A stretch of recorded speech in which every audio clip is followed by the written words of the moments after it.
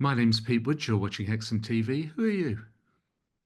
Hi, Peter. I'm Gary Bosworth, Professor of Rural Entrepreneurship at Northumbria University. Really good to talk to you today. So, Gary, I think you've got an event coming up that might be of interest to businesses in Northumberland. Yes, we've been doing a lot of research over the past 12 months or so, looking at the businesses that are using our amazing outdoor spaces here in the northeast of England. And we really want to showcase the types of activities that they're doing, the really innovative types of businesses that are contributing to the region's tourist economy, that are getting more people to understand what the countryside is about and new ways of enjoying it and using, the wonderful natural resources we have in the region. So yeah, we have an event on the 6th of March at Northumbria University where we'll present some of our early findings from the research. We will also hear from some research that's been done in Denmark, where the outdoor space and outdoor recreation has been quite a big thing for a number of years. And yeah, on the back of it, we said we want to try and connect people together and help some of these businesses that are quite small, quite isolated, perhaps, to work together and to get the local policymakers in the region to realise that there's real potential to invest in in tourism in a way that can support their businesses and help them to grow. Really. What do you think makes outdoor businesses unique in the way that they operate? Yeah, that's a really good question, and I guess that cuts right to the quick of what we're looking at because my co-researcher from Aberdeenshire, Leanne Townsend, she's a part-time forager as well as an academic researcher, and she spotted this trend since the COVID pandemic in particular that more and more people want to get outside, want to have these sort of experience days, want to reconnect with nature.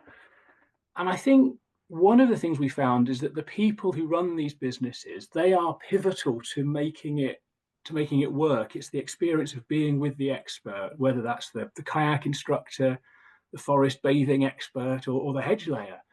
You're learning their skill. You're enjoying being with the expert, but you're also being in that unique rural place where the business happens. So there's something about that intersection of the person and the place and the activity that feels somehow a unique business model that these people are developing. And yeah, we want to try and understand more about how that can be replicated.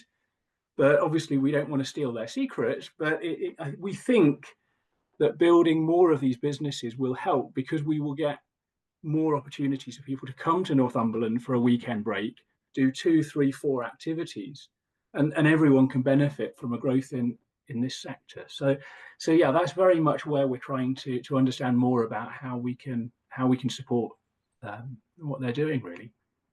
So, a rising tide lifts all ships. Indeed, yes. Yeah.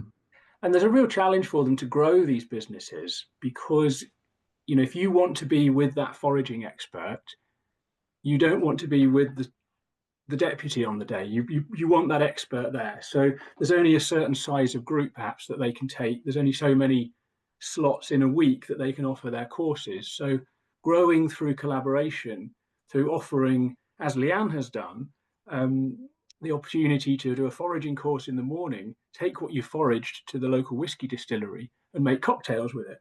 Suddenly you've got a new experience with massive value added for two businesses and a real locally embedded experience up there in that part of Scotland. So yeah, the more we can create those types of connections, we feel there are real opportunities. And perhaps you look at Robson Green's Weekend Escapes program that's been on the television. You see how he's joining up some of these activities in what he's doing.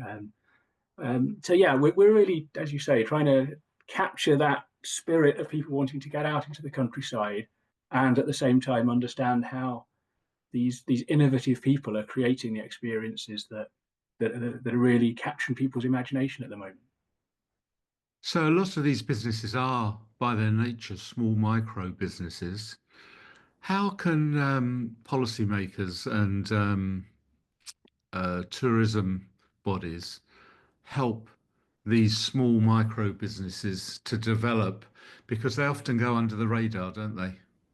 Exactly. I think firstly is just realize how many there are and what they're doing, which I'm not sure we really know because they're so small. Um, but on the back of that, if we can create a regional tourism brand that speaks to these opportunities to get outdoors, to meet these businesses, and to participate in these activities. So not just here's a beautiful place to go walking or to sit on the beach, but add on to that the businesses that are offering these wonderful additional experiences. That could be an easy step for the policymakers to take. But secondly, I think it is perhaps what we would love to do as a university is to support the sector and the policymakers to create a network space, maybe a social media page where these small businesses can advertise themselves, hopefully save them time and money in advertising, but also that becomes a conduit for us, for the local authorities, for the tourism organisations to provide information of what's going on so that the small businesses can see when there's an opportunity, perhaps around a festival on the coast, to tap into what may be a great opportunity to get more visitors in the region. And they've got that knowledge to plan their year ahead, to work with other big events happening in the region. So it's just that sense of connecting them into the tourism sector, which perhaps at the moment is much more about the bigger destinations and less about these very small operators. And people often appreciate the sort of small group experience, don't they? Rather than being part of a big tour that sort of whisks in and whisks out. You know, if you're there in nature, you know, in a rural part of Northumberland with a real expert on a subject, um, it's a very special, you know, experience, isn't it?